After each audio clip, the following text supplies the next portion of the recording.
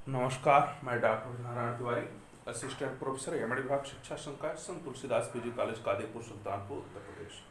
पूरे विद्यार्थियों, वंशानुक्रम एक ऐसा कारक है जो व्यक्ति को पीढ़ी दर पीढ़ी तक प्रभावित करता रहता है। यही कारण है कि कभी कभी अच्छे माता पिता, बुद्धिमान माता पिता होते हैं, फिर भी उनकी संतान बुद्धिहीन, मंद बुद्धि वाली, अपराधी प्रवृत्ति वाली क्यों हो जाती है। उसका मूल कारण होता है कि उनका वंशानुक्रम के कोई न कोई ऐसे पूर्वज के अंदर एक कमियां रही होंगी। जब तक वो कमियां नहीं होंगी तब तक वो सारे गुण जन्मजात रूप में उस व्यक्ति के अंदर नहीं आ सकते। इसलिए जो वंशानुक्रम होता है यह केवल वर्तमान पीढ़ी को नहीं प्रभावित करता, बल्कि आने वाली पीढ़ियों को भी वह प्रभावित करता रहता है। इसीलिए वंशानुक्रम को शुद्ध करने के लिए, उसको व्यवहारिक बनाने के लिए, उसे प्राप्त जो वंश आएंगे उनको बुद्धिमान बनाने के लिए, उनके लिए हमें पहले से ही ध्यान देना पड़ता है। यही कारण कि हमारे प्राचीन काल में लोग जो थे वे अच्छे शादी विवाह के समय कुल खानदान की भी गणना किया करते थे, जिससे आने वाली जो पीढ़ियां हैं वो सुसंस्कारित हों, वे आचरण युक्त हों, वे सद्बुद्धि वाली हों। वर्तमान समय में अगर हम देखें तो इसका कुछ ना कुछ दुष्प्रभाव समस्त लोगों पर पड़ता जा रहा है। वंशानुक्रम को प्रभावित करने वाले माता पिता हैं, उनके पूर्वज हैं। तो हमें इस वंशानुक्रम के आधार को शुद्ध करना है। इसके आधार पर हमें आगे आने वाले लोगों को अच्छे ढंग से शिक्षित करना है, उनको बुद्धिमान बनाना है, उनको राष्ट्र सेवा हेतु अनेकों प्रकार के जो कार्य हैं उन कार्यों में परोपकार, दया, उपकार की भावनाओं से युक्त होकर के आगे बढ़ाने का दायित्व लेना है। यही कारण है कि जो भी बालक कभी कभी अपराध करता है तो उसके अपराध को रोक देना चाहिए, क्योंकि ये प्रवृत्ति अगर उसके अंदर रहेगी तो वह एक गुण के रूप में, एक जीन्स के रूप में, एक पितृक के रूप में विकसित हो जाएगी, जो आने वाली पीढ़ियों में पुनः स्थानांतरित होनी शुरू हो जाएगी। इसीलिए गुणों को सद्गुणों में परिवर्तित करना चाहिए, दुर्गुणों को हमेशा छोड़ने का प्रयास करना चाहिए। तो आइए कुछ मनोवैज्ञानिकों के सिद्धांतों को, उनके किए गए इस रिसर्च को, अध्ययन को, अनुसंधानों को हम आपके सामने रखते हैं कि वास्तव में वंशानुक्रम क्या व्यक्ति को पीढ़ी दर पीढ़ी प्रभावित करता है। क्योंकि अगर विज्ञान की भाषा में इसे हम देखें तो जब तक उसकी सिद्धि ना हो, कुछ प्रूफ ना हो, कुछ प्रमाण ना हो, तब तक उसको हम मान नहीं सकते। तो आइए कुछ प्रमाणों के द्वारा वंशानुक्रम कैसे प्रभावित होता है उसको देखने का प्रयास करते हैं। देखिए, मूल शक्तियों पर प्रभाव। सबसे पहला प्रभाव जो होता है वह व्यक्ति की मूल शक्ति कौन सी होती है? इसकी सोचने की, समझने की, विचारने की, कार्य करने की जो क्षमताएं हैं ये प्रभावित होती हैं। अगर परिश्रमी माता पिता हैं, उसके पूर्वज रहे हैं, तो उनकी संतानें भी उस प्रकार के गुणों से युक्त होती हैं। इसको थॉर्नडाइक ने सिद्ध किया है, अमेरिकी वैज्ञानिक। इन्होंने इस पर रिसर्च किया और उन्होंने देखा कि जितने भी व्यक्ति मूल प्रवृत्ति के, अच्छी प्रवृत्ति के, जिनके अंदर सहन शक्ति है, जिनके अंदर समझदारी है, बुद्धिमत्ता है, बोलने की शैली है, ऐसे लोगों की संतानें भी उनकी पीढ़ियों दर पीढ़ियों में अच्छी होती चली गई, अर्थात इन गुणों से युक्त रही हैं।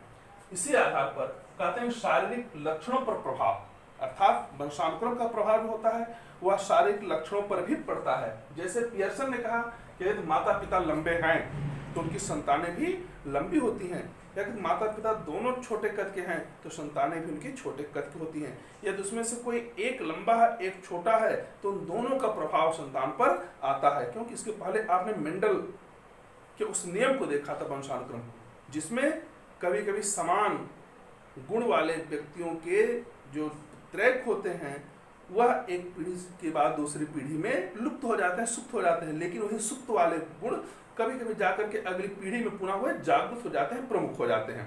तो इस तरह से ये पितृक जो जीन्स होते हैं ये सदैव चलते रहते हैं। यही कारण है कि थॉर्नडाइक के बाद पियर्सन ने कहा कि माता पिता यदि लंबे हैं तो उनकी संतानें लंबी होती हैं। छोटे कद के हैं तो संतानें भी छोटी होती हैं। यदि दोनों एक समान हैं तो दोनों की संतानें क्या होती हैं, समान रूप से होती हैं। लेकिन कभी कभी ऐसा भी देखा जाता है कि लंबे के लोगों की संतानें छोटी होती है। इसका मतलब उनके अंदर जो पूर्वज रहे उनके पितृ की गुण उस संतान में आ चुके हैं। प्रजाति की श्रेष्ठता पर प्रभाव, इसको क्लीनबर्ग ने सिद्ध किया है कि अमेरिका पर उन्होंने एक रिसर्च किया। उसमें उन्होंने एक श्वेत प्रजाति के और निग्रो प्रजाति दोनों प्रकार के मनुष्यों पर, व्यक्तियों पर अपना रिसर्च किया, शोध किया। तो उन्होंने देखा कि जो श्वेत प्रजाति वाले हैं ये काफी बुद्धिमान हैं, ये काफी चालाक हैं, ईमानदार हैं। लेकिन वहीं पर जो निग्रो प्रजाति थी ये श्वेत प्रजाति की अपेक्षा कम बुद्धिमान थी। यानी जो प्रजाति का प्रभाव होता है तो प्रजातियों में भी कुछ ऐसे होते हैं कि जिनकी बुद्धि तीव्र होती है और किन्हीं की बुद्धि जन्मजात कम ही होती है, जैसा कि क्लीनबर्ग के इस शोध ने सिद्ध किया है। अब आता है व्यावसायिक योग्यता पर प्रभाव, यानी जो आपके अंदर कार्य करने की क्षमता है वह व्यवसाय को कैसे प्रभावित वंशानुक्रम करता है। जो आज की बात है वह कल कैसे आगे बढ़ सकता है।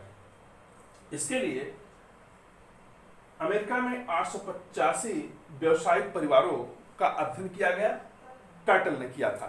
तो कैटल ने ये देखा कि जो व्यावसायिक परिवार के लोग हैं उनके जो गुण रहे हैं, जो पितृक रहे हैं, जीन्स ने उनकी संतानों में कैसे ट्रांसफर हुए, कैसे स्थानांतरित हुए।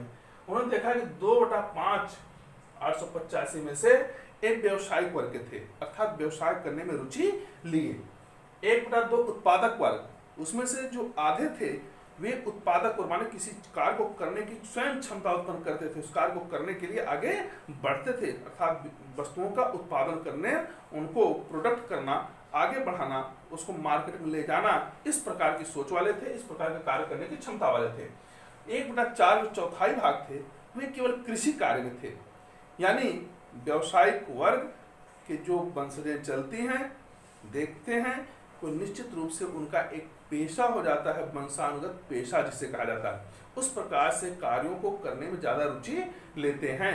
लेकिन ये जरूरी नहीं है कि समस्त व्यवसाय उनके अंदर, उनके संतानों में आ ही जाए, कारण उनके अंदर भी बुद्धि, उनके अंदर भी क्षमताएं कुछ अलग होती, योग्यताएं होती हैं जो पीढ़ी दर पीढ़ी चल करके कभी सुप्त होती हैं तो उसमें अच्छी चीजें और आ जाती हैं। कभी कभी कुछ बुरी आदतें जो होती हैं वंशजों की, अगर वो आ गई हैं तो वो उनको प्रभावित करते हैं। इस तरह से जो व्यवसाय की क्षमता होती है, इसीलिए कहा जाता है व्यावसायिक वर्ग के लोग अक्सर व्यवसाय में ही लगे रहते हैं, उनकी संतानें भी उसी क्षेत्र में ज्यादा सफलता प्राप्त करती हैं। कहते हैं सामाजिक स्थिति का प्रभाव, सामाजिक स्थिति जो सोशल स्टेटस है ये कैसे इन्फ्लुएंस करता, प्रभावित करता है। बिरशिप ने इस पर अध्ययन किया था और उन्होंने स्पष्ट देखा कि गुणवान व प्रतिष्ठित यदि माता पिता हैं तो उनकी संतानें भी गुणवान और प्रतिष्ठित ही होती हैं। यानी अगर उनके अंदर दोनों बुद्धिमान हैं, दोनों गुणवान हैं, दोनों प्रतिष्ठित हैं, पति पत्नी माता पिता, तो उनकी संतानें भी उन्हीं गुणों से युक्त होती हैं। जैसा कि बिरशिप ने रिचर्ड एडवर्ड पर एक रिसर्च किया। रिचर्ड एडवर्ड एक बुद्धिमान और गुणवान प्रतिष्ठित व्यक्ति था। इसने उसी के समान एक महिला एलिजाबेथ, जो उसी के समान क्या थी, गुणवान भी थी, प्रतिष्ठित भी, उसे विवाह किया और उन दोनों से जो संतान उत्पन्न हुई उसमें जो कई पीढ़ियों को देखा गया तो उन पीढ़ियों में क्या था, कुछ विधानसभा के सदस्य बने, मेंबर लाभ जो पार्लियामेंट में गए, कुछ महाविद्यालयों में अध्यक्ष पदों को सुशोभित किए, कुछ उसमें से ऐसे थे जो अन्य सामाजिक पदों पर प्रतिष्ठित हुए। उसी में से तीसरी पीढ़ी में जाकर के एक अमेरिका का उपराष्ट्रपति भी बना।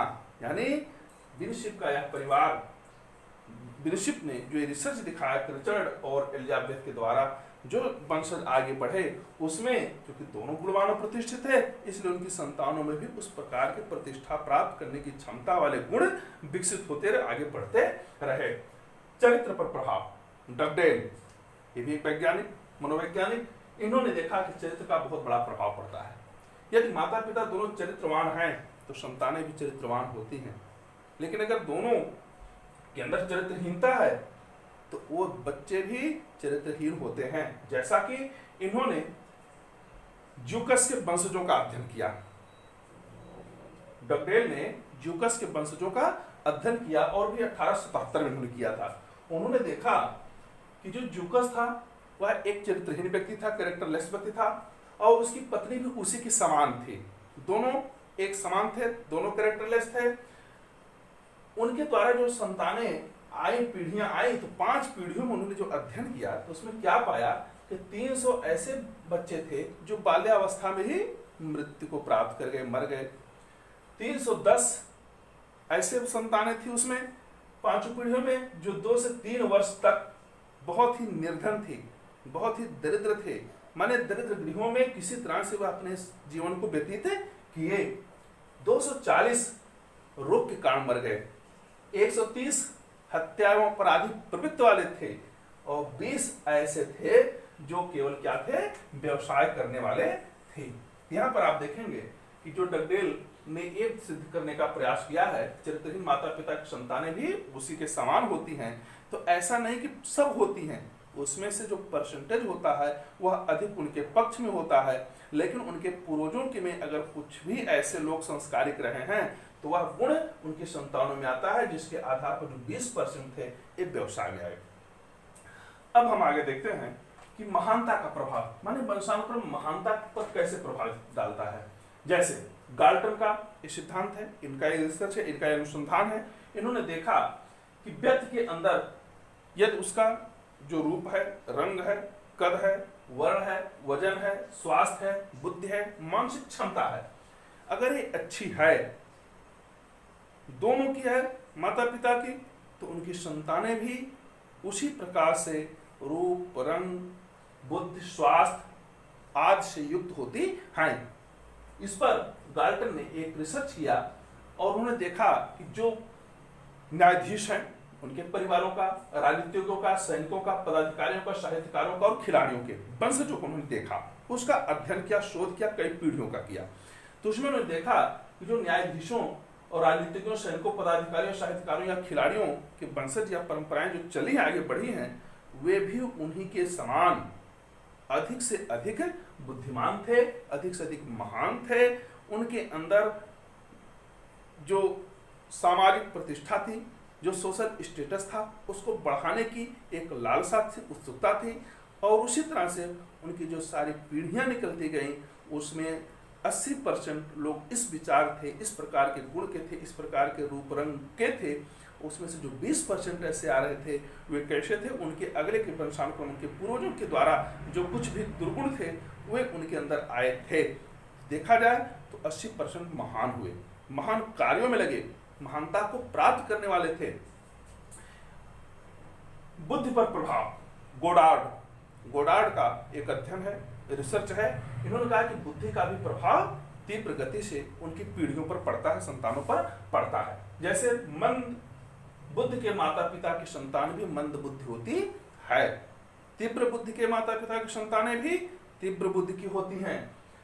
इन्होंने कालिकाक, एक सैनिक था, उसके वंशजों का अध्ययन किया। तो कालिकाक चूंकि पेशे से सैनिक था, तो उन्होंने वहां से उठाया और उसके कई वंशजों को अपने अध्ययन के क्षेत्र में, विषय में, वस्तु में उसको समाहित किया। तो उन्होंने देखा कि उसने कालिकाक 2 शादी किया था, 2 विवाह किया था।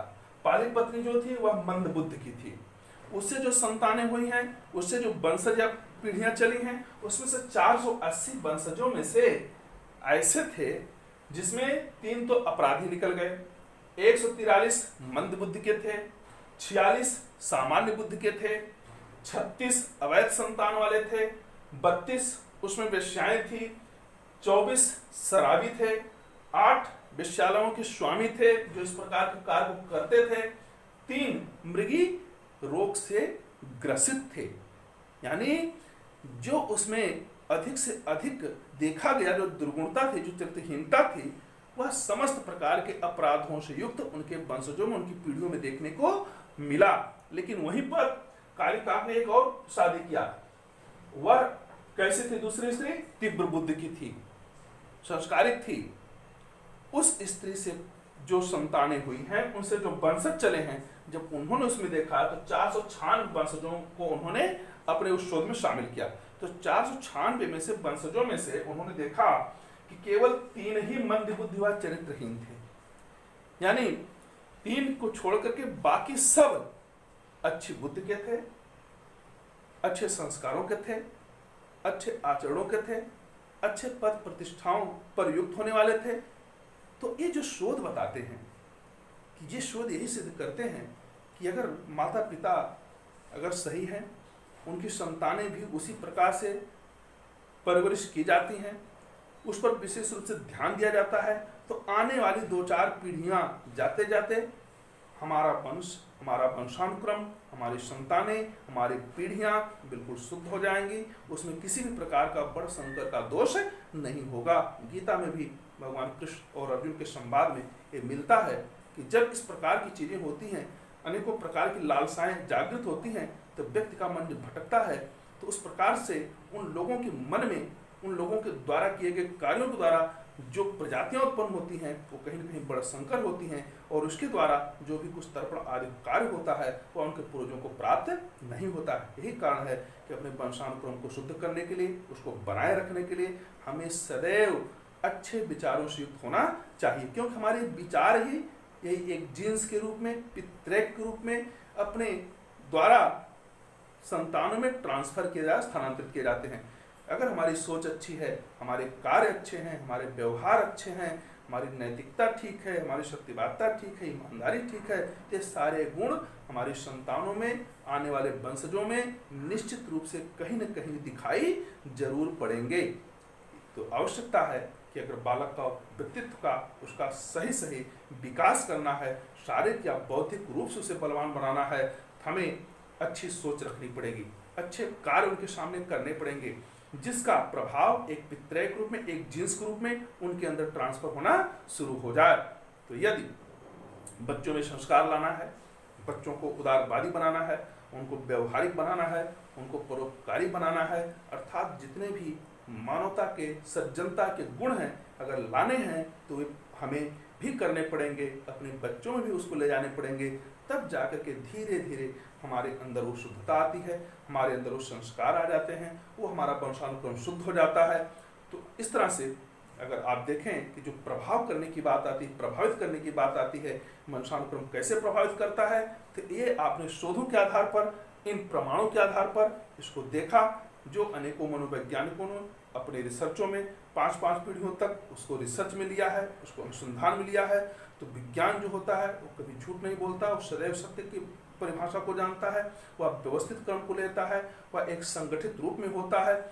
इसलिए हमें मनोविज्ञान के सिद्धांतों को मानना पड़ता है, और यही कारण है आज के जो पाठ्यक्रम है उसमें मनोविज्ञान को अधिक से अधिक समावेशित किया जा रहा है, जिसके आधार पर हम बालकों के, उनके विकास क्रम को, चाहे वह शैशवावस्था हो, चाहे बाल्यावस्था हो, चाहे उनका वह प्रौढ़ावस्था, किशोरावस्था हो, सब जगह उन्हें उन्नयन के रास्ते पर ले जाने का प्रयास करते हैं। यही कारण है कि जो पाठ्यक्रम हमारा डिसाइड होता है, तय किया जाता है, उसके लिए एक आदर्शपूर्ण माहौल, वातावरण भी तैयार करना आवश्यक होता है।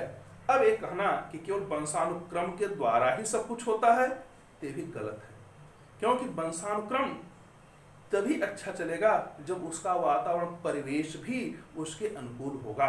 जैसे कोई बीज है, अच्छा किस्म का है, लेकिन अगर उसे हम अच्छे पर्यावरण में ना डालें, उसमें मिट्टी, पानी, हवा, प्रकाश आदि की व्यवस्था उत्तम ढंग से ना करें, क्या वो विकसित होगा? उस बीज को ऊसर में डाल दीजिए, क्या वहां पर उसका विकास अच्छा होगा?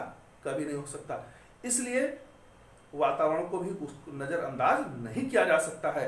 जैसे एक गाड़ी है, मोटर इंजन है, वह आवश्यक है, उसमें डाला जाने वाला पेट्रोल, तो जब तक पेट्रोल नहीं पड़ेगा तब तक गाड़ी स्टार्ट नहीं होगी।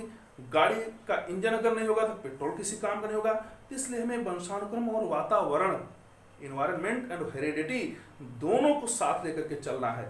यानी हम किसी एक को छोड़ नहीं सकते, हमको दोनों को समान रूप से अच्छे परिवेश में लाना है, अच्छे प्रकार की अपनी सोच को बदलना है, तभी ये कार्य संभव हो सकता है।